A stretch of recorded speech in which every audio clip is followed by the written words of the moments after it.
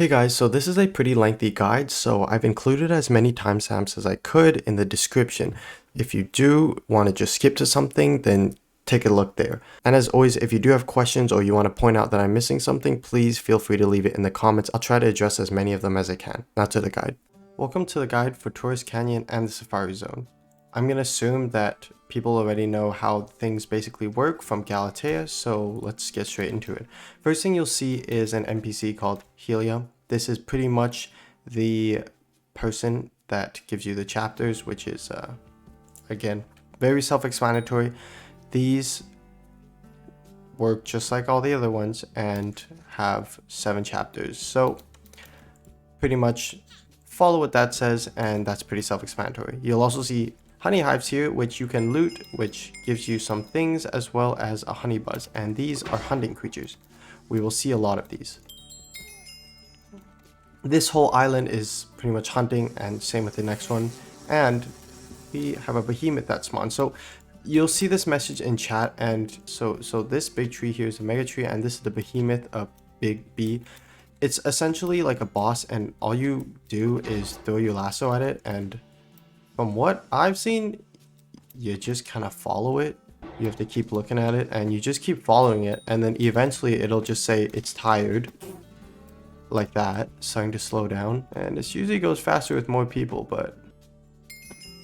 And just like that, we've killed it. And this is bestiary, and doesn't really have any crazy drops, it seems.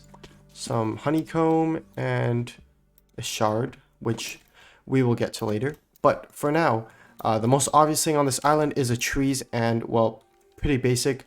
The way you cut these is you cut the beige logs first, and then you cut the red logs, I guess you could say.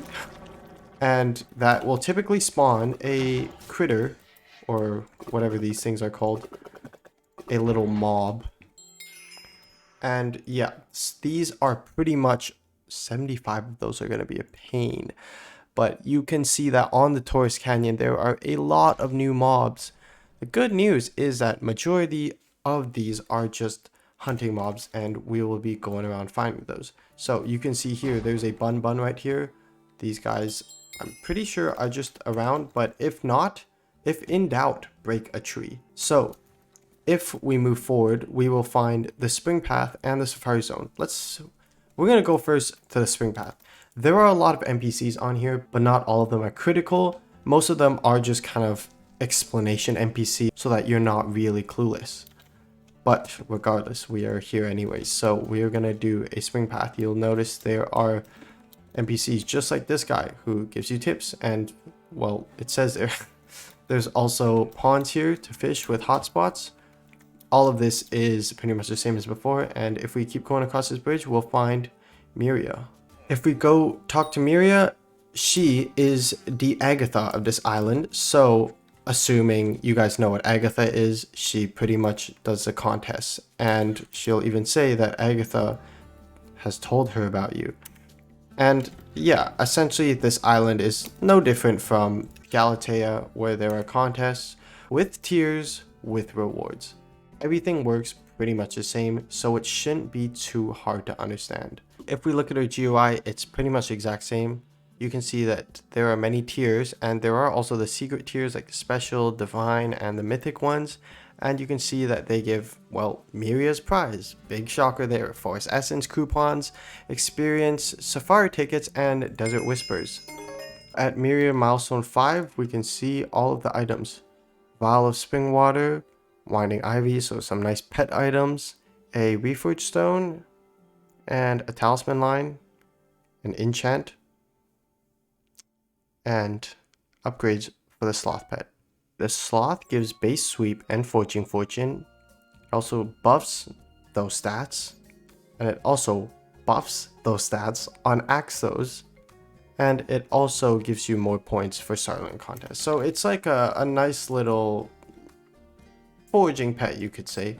I'm pretty sure the Jade Drag is better, but it's a nice alternative. As of right now, Miria is actually the only one who has an Abiphone Contact, and to get it, you have to reach Legendary in her contest and probably give her an item afterwards if not. Now, if we keep going down the path from Miria and look over here, we'll find an NPC called Honey. And Honey will tell you about the Tree Protection Agency. And this is a new thing like this, where you'll see honey around the trees, and pretty much you cannot break these. If you do try to break it, it will take your coins, so don't do that. And in order to get around this, you're going to need an item called the Pot of Honeycomb. And there are many tiers to this, but I believe Beehemoth is a... Now, to get the Beehemoth Pot of Honeycomb, I'm pretty sure it's a drop from the Beehemoth, but I will update this if I find out. Highest tier, and we can see that in this new collection, Honeycomb Collection, we can find a talisman line, some shard recipes. We can also find another consumable which buffs forging fortune, as well as the pots of honeycomb. And these are not too expensive. Some helix logs and some enchanted honeycomb. And these shouldn't be expensive because, well, their uses are limited. And essentially, different types of trees will have this on, and you right click it, and because this is instantly a new critter will spawn, and you pretty much just hunt it. So a lot of these creatures have their own mechanics, like this one, which will drag you up, but I'm sure there will be a meta for all of them eventually, but as of now, I don't have those answers. And you can see here the kind of mobs that you can get.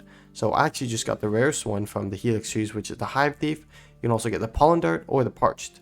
From mangrove trees, you can get stag beetle, woodlouse, or murkbat. And from fig trees, you can get honeyhog, honeymite, or hewvers. And for example, if we go back to Galatea, you'll see that at the base here, there is a tree with it, and well, you can right click it, and you see we got the stag beetle there. And if we go to the spawn, there is another tree right here that also has honey, and you can use this one. And you are only allowed to spawn 2 critters at a time, but yeah, you can see some of these guys are pretty annoying to catch. But regardless, the tactic is self-explanatory.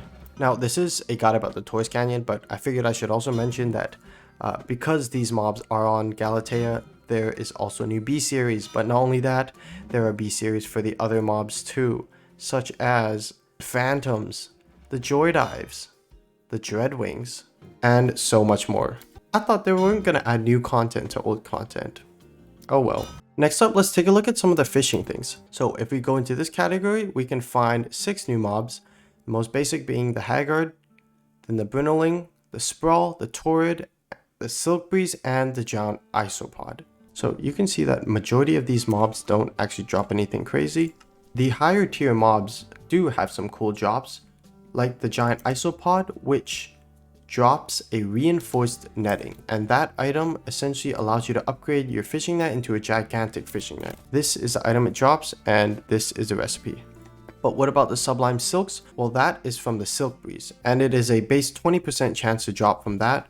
So that is how you get those items. You can also get from the Silk Breeze the Distant Echo, which allows you to upgrade your Karma by 1. Well, what does Karma do? Well, Karma allows you to get a % chance for the tree gifts to give you double loot, which is pretty cool. There's also the new enchant that you just saw, Petalfall, which you saw earlier from Miria's contest.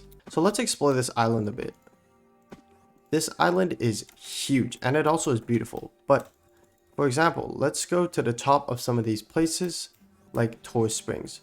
This place is just above spawn, pretty much just above spawn. If you come in and you go up, this is kind of the area you'll see, and you'll see an NPC called Dory, which talks about how deep this pool is. And inside this pool is actually going to be some cool things. So we're going to grab on some abyssal armor. You can actually jump into here, and you're going to need pretty good pressure resistance because it gets hard.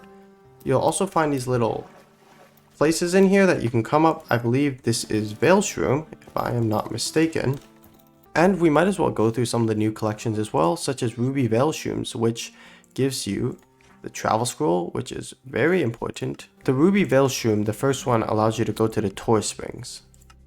And in the Helix log, it allows you to go to the Torrhus Canyon. So they are 2 separate spots. The place that we are at now is Torrhus Springs. And a talisman line called the Accretion Talisman line.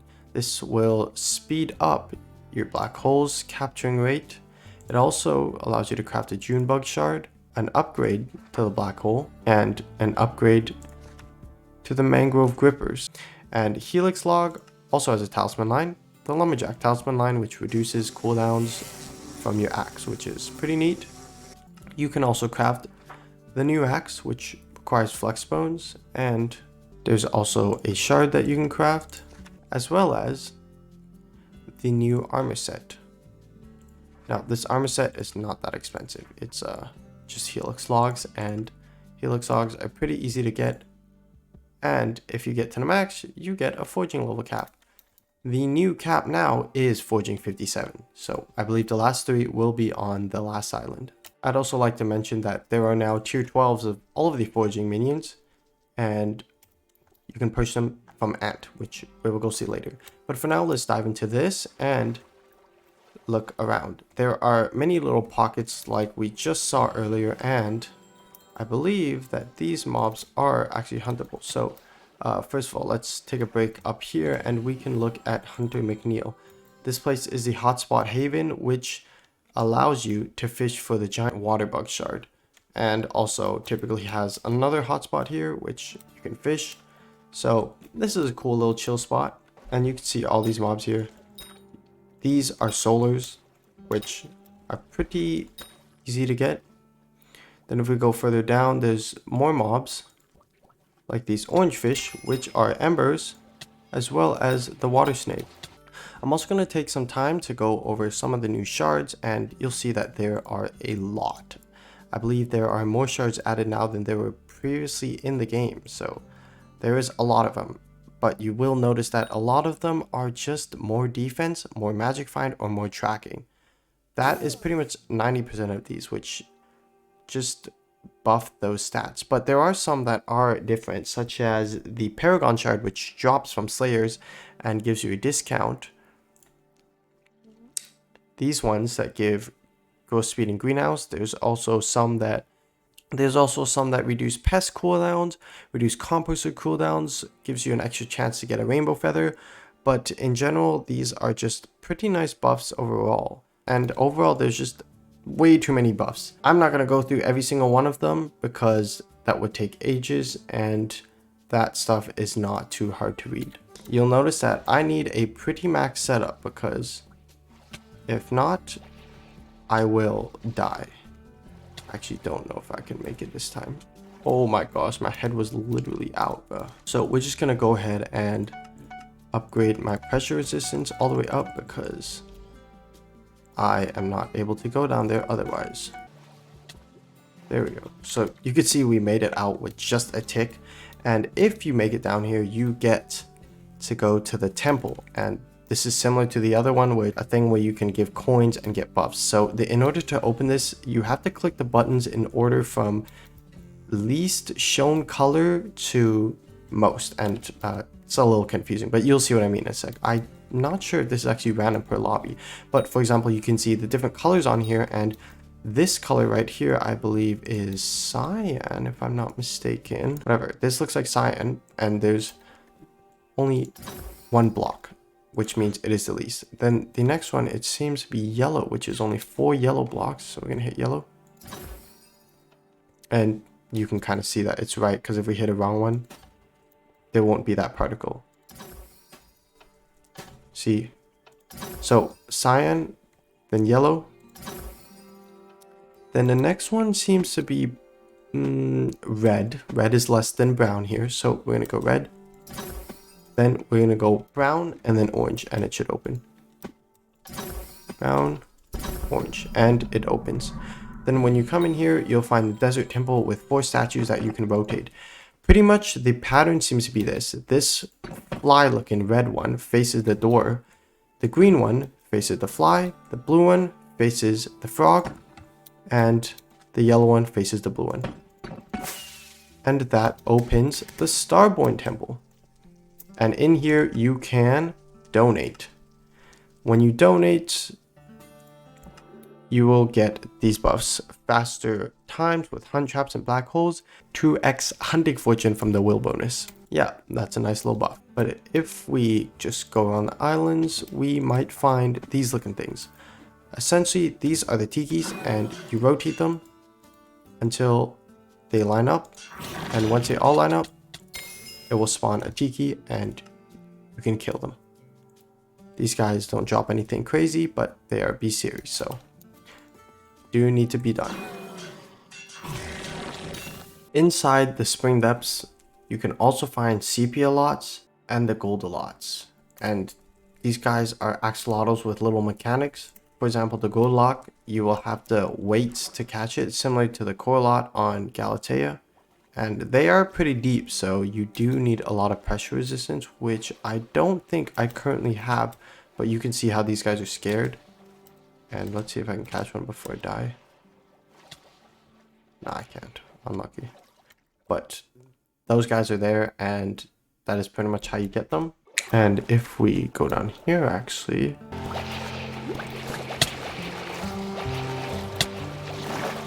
we will find Ant's Cave, and in here you can find ants. And these guys are actually in the pest category, which means you have to vacuum them to kill them. So there's another use for that. These guys, again, don't drop nothing crazy. But in here you will find the NPC Ant, and Ant will essentially sell you the Reforged Stones.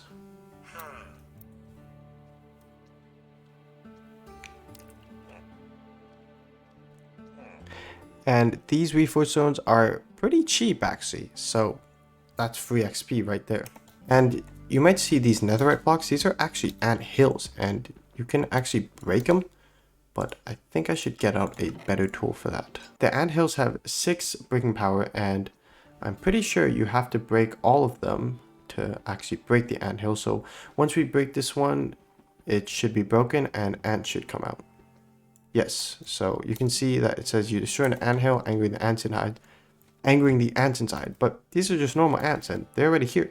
So what is the point? Well, there are queen ants, and they have a chance to spawn from these. So we also need to get that. You can see these anthills actually respawn back pretty quickly, which is good, because we're going to need to break a lot of these for the queen ants, since they do have bestiary. Now, I'd like to mention that queen ants can also spawn naturally, but a lot more rare that way, and it's probably faster to break these. So I've been going at this for like 5 minutes, and I didn't get a single queen ant. You need 50 of them to max it out, so yeah, good luck with that. Yeah, that is in this little sand place, pretty deep down, almost at the bottom. And these water snakes are also have to be killed by your net, but it seems that we do negative damage to it, so that's gonna be a pretty tough one, but that is how you kill them. I'd also like to point out a fun thing, which is if you go past honey here, go in this tunnel and make a left right here and go down here, you'll find some more Honeybuzzes, but you also see wooden. And if you go in this tunnel, you can keep going down and you'll find yourself in a dark dungeon, which is very strange, but lower indeed. And you can see these guys, which are the hooded occultists, and these guys just walk around and turn directions, and it says it doesn't acknowledge your presence. I assume this might be part of a bigger hunt later on, but yeah, there is nothing much here to offer. We'll see if this changes on the main server.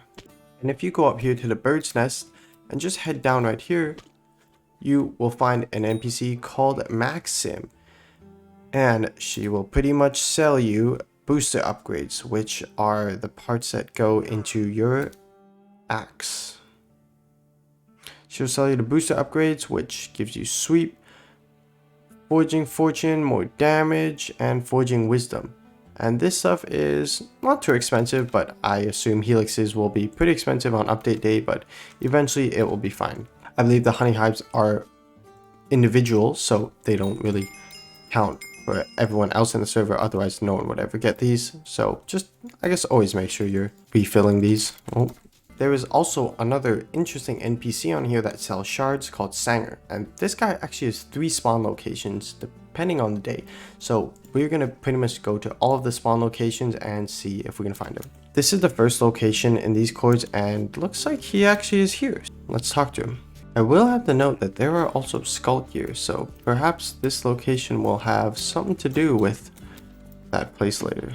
And here are the shards that he offers. The red panda shard, which gives garden visitors a chance to bring plant matter, and there are also other shards that give visitors a chance to bring other random things. There is one that buffs chances for flex bones, magic find swords arthropods, more tracking on combat islands in general, which is nice, as well as the Wolverine Shards, which allows your Slayer quest to be complete when you start it. So pretty useful. Anyways, we're gonna go to the other locations just in case he isn't at this one. This is one of the other locations, and you will kind of see these tents, so it's not like crazy weird, but he should be over here. And yeah, he is obviously not here because we just saw him over there. And the last one is going to be here on this looking thing, and he should be around this area. And this is kind of far back towards the far right of spawn, or to the right of the safari zone.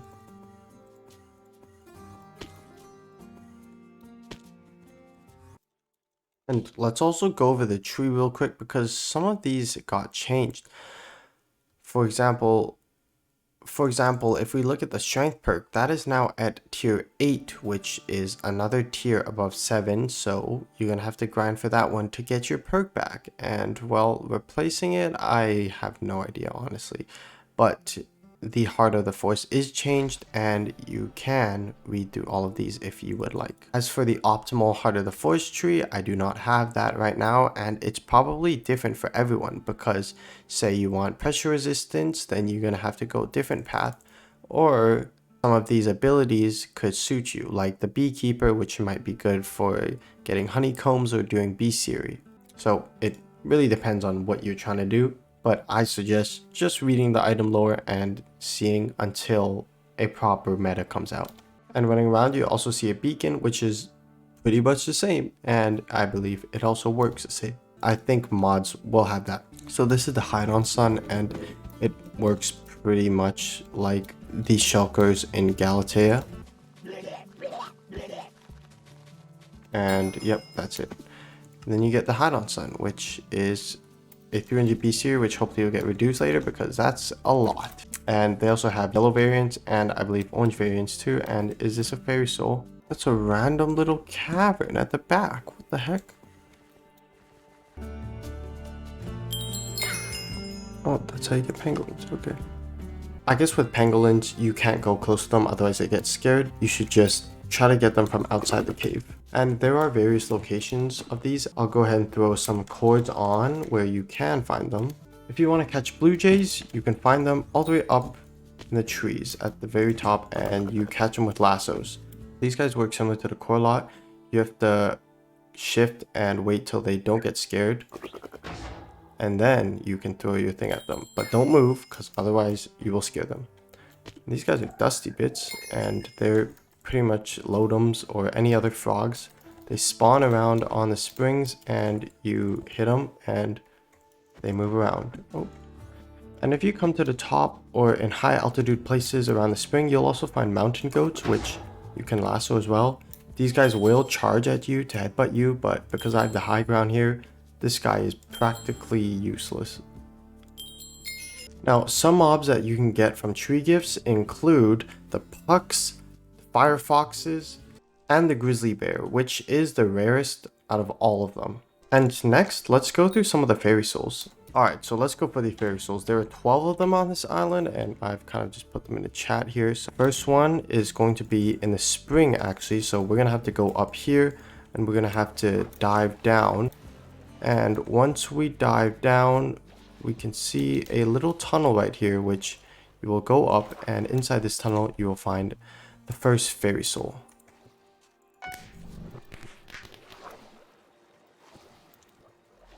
So the second one is just on top of this bird's nest, and if we just go to the side of the bird's nest right here, you can see an entrance into the second one.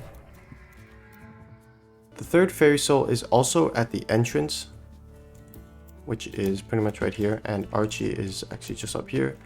And the fourth one, if we follow this path down here, we can see Miria, and we're just gonna pretty much keep going down here. And you can see Crane right here with the little thing, and that is it. Pretty easy for this one.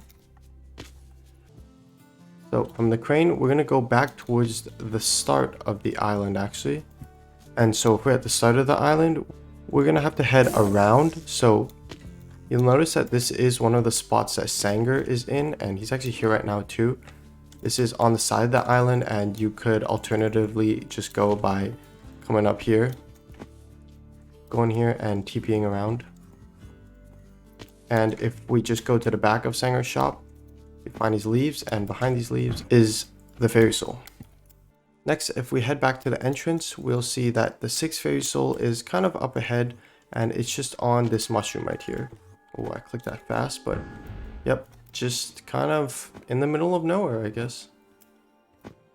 Now, the 7th one is going to be behind the 6th one, and it's going to be on the edge here. And this one, again, is in the middle of nowhere. It's kind of towards the back and just on the edge here. The next fairy soul is also on the edge, and it's not too far from this one. We're just going to head this way, go down, and we will see an NPC called Owen, and he will have a fairy soul here. Anyways, the 9th one is just above him. And this one's actually going to be in a cave. This is actually Sanger's 2nd location, and we're just going to head this way. And you'll see a path of stairs here, and if we go to the side, you will find some blocks here, and there's a cave here that you can go in. And in this cave lies the fairy soul. The next one is just up, and we gotta just keep going back. This one, again, is in a cave, so we're gonna follow down towards the occultist, and if the occultist entrance is here, we're gonna go here to the table of Skulk, and you can see a secret path here, which if we go down, we will find not only a lookout, but also a fairy soul here. We're gonna head back up here, and if we head back up, we can keep going down the path, and this one is kind of on the side, so you kind of have to TP down to the back to these Coords right here, and once you go here, you will find this one. If you start at ready, just keep teleporting through to the back here, and once you get to the back, you will fall and find this one. If we go up here and up here, we will find the last one, just chilling on the edge. Now that wraps up the fairy souls and Torrhus Canyon. So let's move on to the Safari Zone. So let's go into the 2nd island, which is the Safari Zone. And just for reference, if you enter Torrhus Canyon, to get to the Safari Zone, you go down, see the honey hives, go to the right where it says Safari Zone, follow this path, and you will be here. Here you can talk to the receptionist, which will answer questions. You can go upstairs, find Andrea, who is important because she will give you the Safari Belt, and this is essentially the David's Cloak of the Safari Zone. And just behind her is Archie, which is the Safari Essence Shop.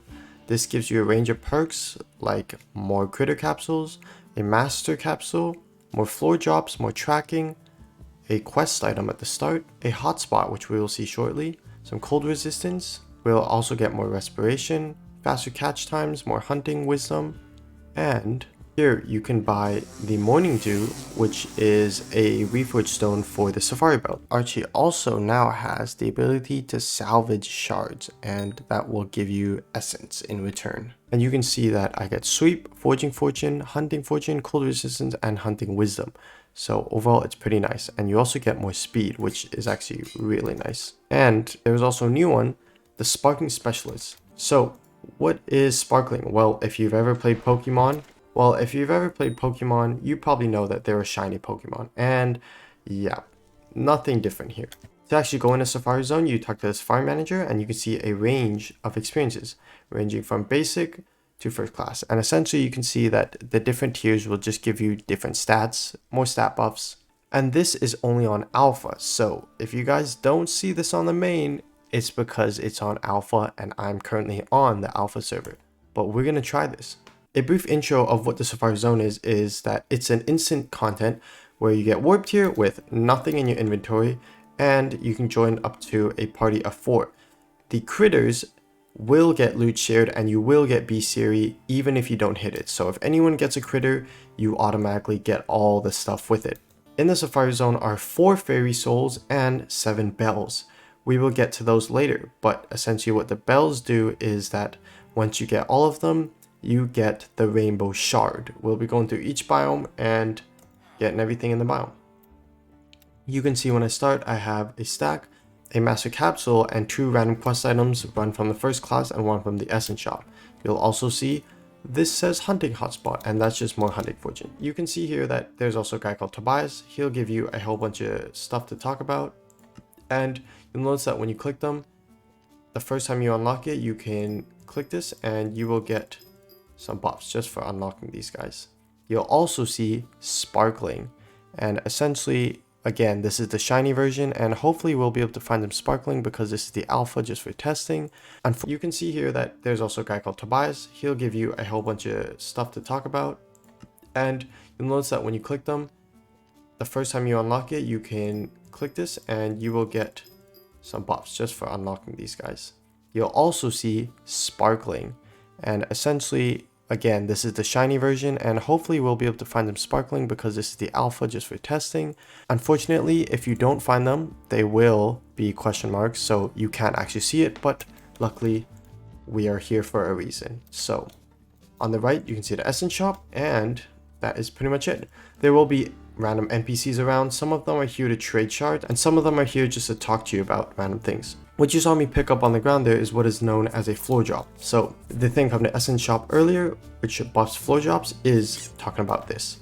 And these will give you a range of things from hunting XP, quest items. You should always break them when you do find one. If we start in the cave, you'll notice right off the bat, there are shy worms, and you just throw in and catch it.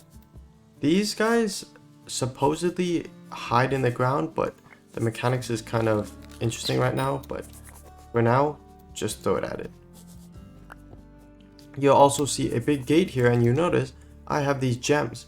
You'll also see that in the quest item descriptions that it'll essentially hint at where you should use it. These gems, you'll see that there's an orange, green, and a purple light here, and you probably already know, but we're gonna put these in here, and I'm just missing a lime one. Behind this wall is the last critter, which is the Gemsy, and to our left you'll see these little skull things. These are not just decorations, they are actually a shell, and you can break them for a chance to spawn a rockmite, which is another critter that you will need. I'm not exactly sure of the rates exactly, but I've been getting one every 5 or something. There you go, literally 5 right there. You might have noticed that I just crawled into a tunnel here. This is actually not for the rockmite. This is for the Chuckwalla, which we will get to later, but it just so happened to come in here so I could corner it. And if we walk down here, you notice these odd looking patches on the wall. Well, you can actually run into them, and you can crack the walls, which reveals a critter behind it, the Snoozle. Also running around, you'll see these guys floating around, the Flitters. This was previously called the U-Bat, but they might have renamed it for certain reasons that I do not know. You notice my aim is terrible, but that's okay because if you miss, you just get the capsule back anyways. Again, you can see these walls here, you can run into them. And behind that is another Snoozle. And talking about the Chuckwalla, you'll see that it's always next to these holes in the wall because when you throw it once, it'll run into the hole, it'll hide, and then you just have to chase after it and throw another capsule at it. You'll notice I finally got the lime gem, and that completes the trio, which means if we place it down, the gates will open. And behind it are the Gemsies, which are little Vexes. And these guys can be pretty hard to catch, so it might take some time. These are also epic ones, and legendaries take even longer, except every single tier has a hard pity. I believe for rare it's 3. I'm not sure how it scales, maybe it's 5 for epic, but there is a pity so you eventually do catch it. And yeah, that is how you get the Gemsies. While you're in this cave getting the Gemsies, you might as well also come here to get the Fairy Soul. And again, these are the Coords for this Fairy Soul. And if we just head back out, I'm going to go back to the start. This way also leads out, but we're just going to start out here just for simplicity's sake. You'll see that there are these NPCs here, Hunter Reeves, a whole bunch of Hunter Reeves, and they're standing next to a Scrappy. If you talk to him, he'll tell you that the Scrappy wants food to get out of its shell. And this food in question is going to be lily pads, weeds, or fish. As you can see, wholesale wheat, flavor packed fish, or lush lily pads. and we're not going to be able to capture it here unless you use your master ball, but I don't think it's worth. You'll see that in this wall are cavern fish, and to get there we just go up this waterfall right here, and there's a little cave inside here. There might also be flitters in here, but it seems that their spawn generation is a bit random. And once we're in here, you can just throw your capsule at it and catch these. And you'll see that there are lily pads here which you can actually break to get the lush lily pads. But this is actually not the space where you're supposed to get them. But if you do see lily pads anywhere, you should break it because you can get it, and it's worth, because every single scrappy actually requires 4 of each ingredient. If we go on and head up these ladders right here, we'll get to the top of the cavern biome into this little campsite looking thing. Around here, you'll also see driftlings. Those guys are another critter that will be floating around here. These are what driftlings look like. These guys are like tumbleweed, and they're pretty self-explanatory. You just throw your capsule at it and catch it. You'll also see here that there's wheat, and this is going to be our wholesale wheat. You can also see a pond here with more lily pads, and inside the pond are little fish, which you can punch to get the flavor packed fish. You will also see a scrappy here, and you can talk to him and he'll give you the same dialogue, but we already know the dialogue. Essentially what you're going to have to do is right click the scrappy with all the different foods, and it will begin to cautiously eat the one that it picks. It's a random choice between the 3 foods, and you just have to find out what it likes. So you can see that with the lily pads, it doesn't care for it, but with the fish, it started cautiously eating it, and with the wheat, it's not going to care either. So you give it 4 of the food it likes, and it will fully come out, to which you can capture it. If you don't, it will charge you, so do be careful. Oh my gosh, my aim, what the heck. And while you're up here, we can also go for the first of 7 bells in this island. Again, the bells is for the shard, which buffs your chance to find dyes, so if you want to go for that, you might as well. The Coords for that bell is going to be here, essentially at the top of the cavern biome, and there isn't really a specific way to go, but I'm just gonna slowly try to find my way towards the top, I guess.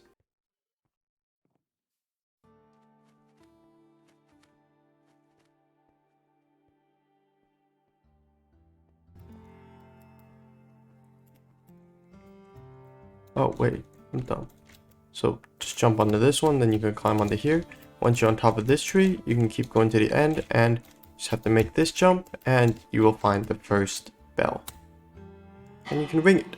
And you'll notice that when you ring a bell, you see a color there. And you might already know what this is going at, but it's going to be a rainbow. It's a nice lookout from here, but once we're done, that is pretty much it. You can see many NPCs like this guy. They spawn in kind of random places, but some of these guys will trade shards, or some of them will just be here to talk to you about general information in the Safari Zone. But with that, that is the cavern biome done. And we can move on to the icy one.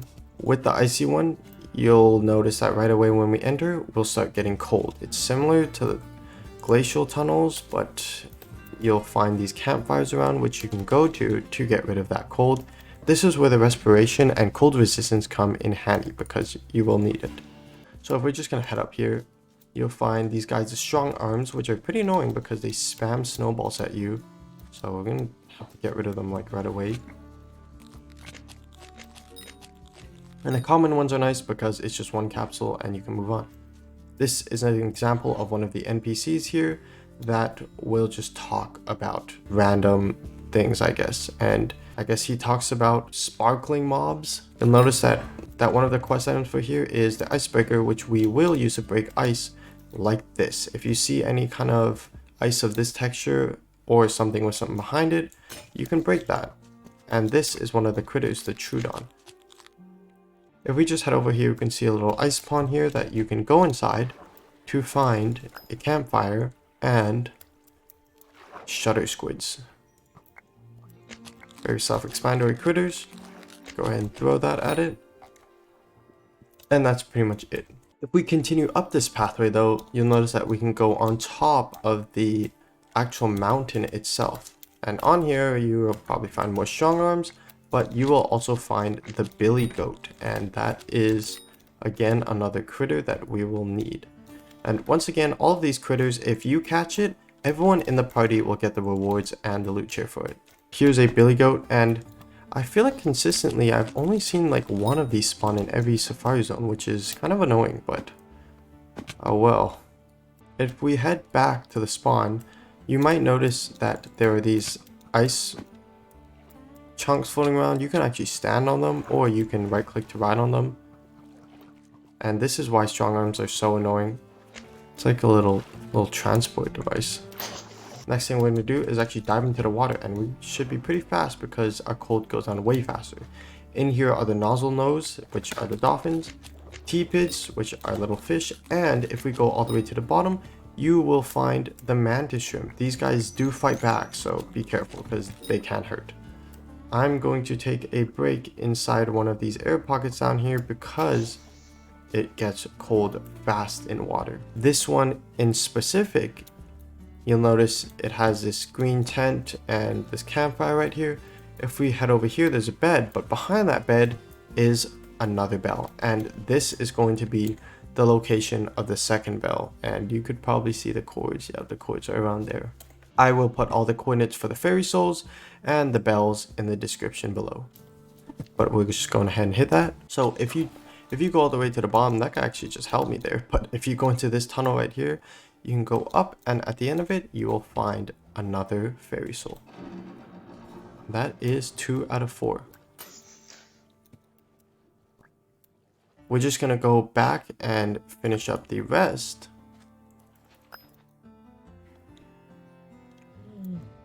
And you'll see in this cave there are polar bears, which are the Polaris, and these guys are pretty self-explanatory.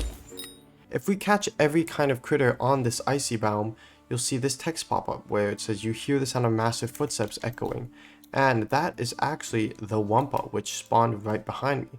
This is the legendary for this. Oh my gosh, that scared me. I did not think of this is the legendary for this place, and essentially what it does is it comes out the tunnels and you have to make it ram into this so it gets stunned for a bit, and then you try to catch it. Honestly, kind of scary because it runs at you fast. While it runs at you, you'll see that the cave is actually sealed up. So yeah, this is what you do to catch it. You just keep running around, making it headbutt itself, and then trying to catch it. Unfortunately, I am out of critter capsules, so that must mean I have to leave. We get to see that when we leave, it'll give you a nice little summary, and well, we're just gonna head right back in. So joining in, you can see that it actually said a sparkling critter has appeared in the icy biome, which is perfect because that is where we're going. Nope. Oh, and here we go. You can see sparkling Polaris.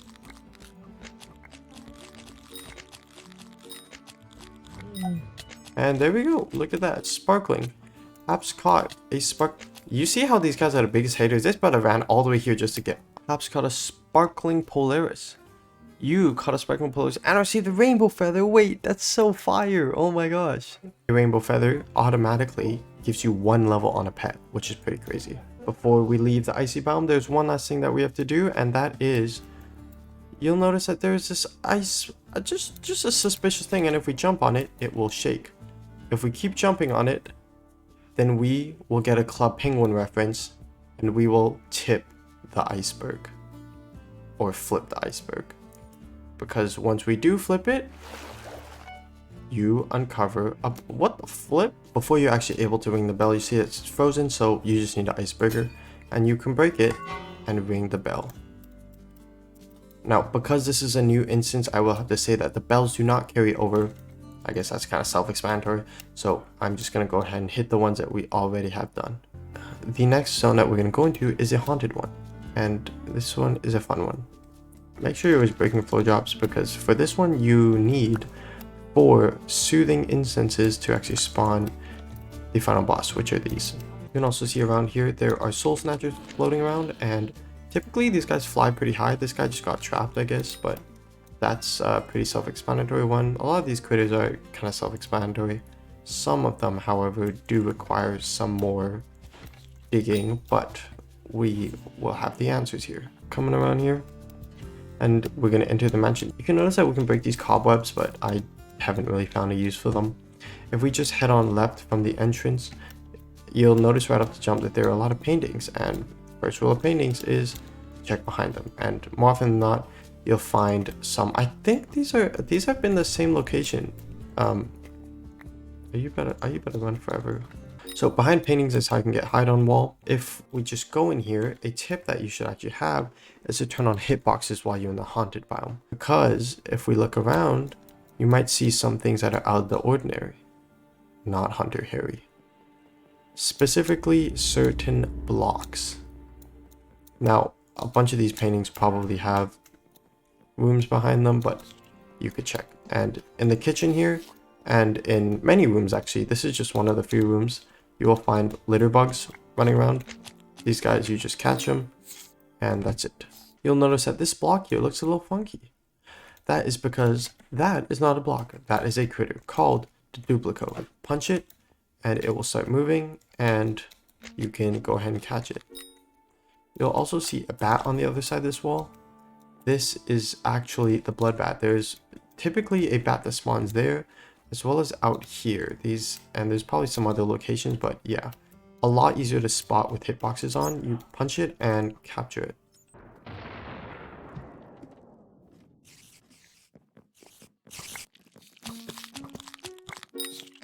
This guy is the Hydeonsun. You can find him and he'll ask you to try to find him again, and if we do, he'll go hide somewhere. I actually need another. Oh, this guy's out here. I thought he'd be inside. Strange. But you can see here, he gives you the time it took to find him and a shard based on that. Regardless, we'll find him again. This is another fun trivia. You can turn these black. I don't know what the point of that is. You can interact with a lot of things in here. There's probably a bunch of other secret ones that I haven't found yet. If we go at the back of the stairs, you can see that it also goes down into the basement. In the basement, you can toss your shiny coins in here and gimme golds will pop out. If you actually sleep in the beds, you'll find that you get jump scared and you wake up suddenly and you can catch the gazers. And I guess you can sleep once per room. If we head to the right of that haunted entrance, you will find a crypt, and behind this crypt is an entrance. In here is a fairy soul, which is our third fairy soul, and the Coords of that are here, and we can head down this water. In here is actually where you're going to fight the final boss. So essentially we're going to have to take the soothing essence and place them in these candles. You're going to need 4, but I don't have a 4th. Thank you, game. Now, for this fight, if you do have the Master Ball, it might be the best to use it here, because 1, this is hard to catch, and 2, if you die, you can't get back in.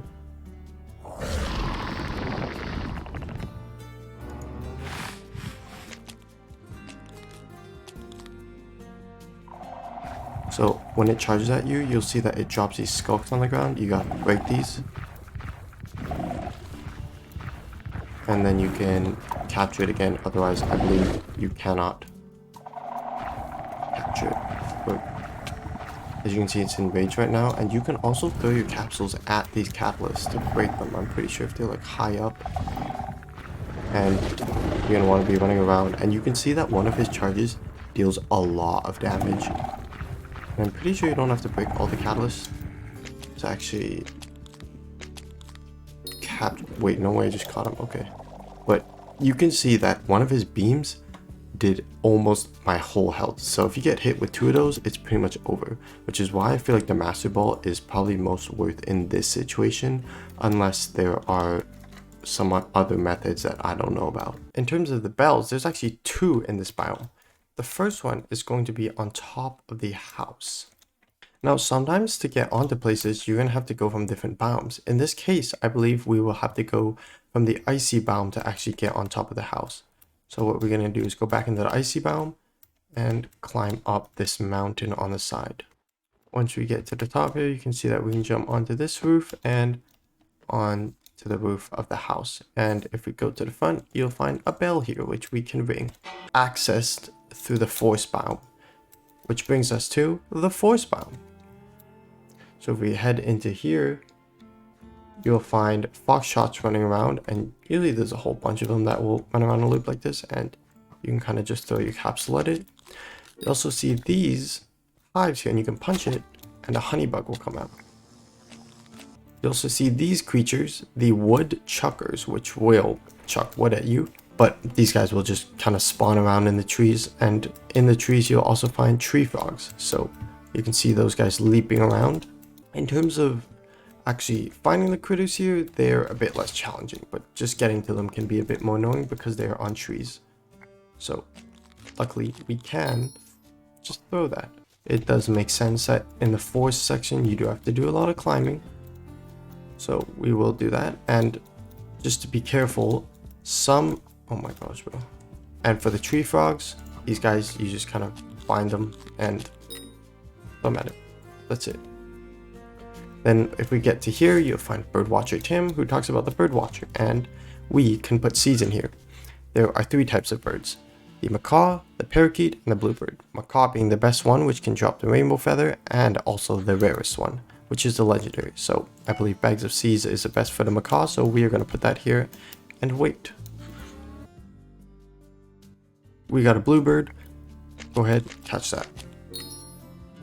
But pretty much for this one, you just put a whole bunch of seeds, worms, or berries in there, and you just wait. The macaws, I believe, do spawn in pairs, which is nice. Yeah, very self-explanatory. The macaws are legendaries, so they will be harder to catch. We're going to actually turn on hitboxes again because there's a creature here called the Hide on Floor. And, well, I think it's pretty self-explanatory. They are just green shulkers that will hide on the floor.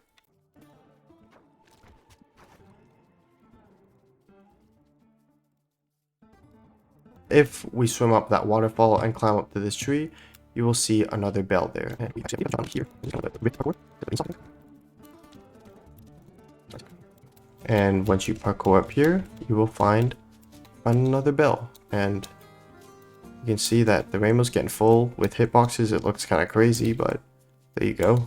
And while you're at the top of the tree, you can actually head over this way towards the haunted biome. And if we just go around the back here,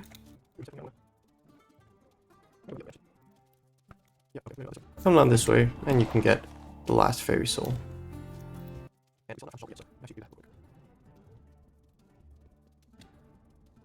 Now, you'll notice that I'm heading this way and none of the shulkers actually spawn here, but I wanted to come up here because we're going to get our next spell, which is again in the haunted biome. So if I just head over here, we just kind of have to get onto this platform over here, somewhere on the edge here, because if we look around, you might spot a bell down there. So we have to get here and then drop down. We ring this and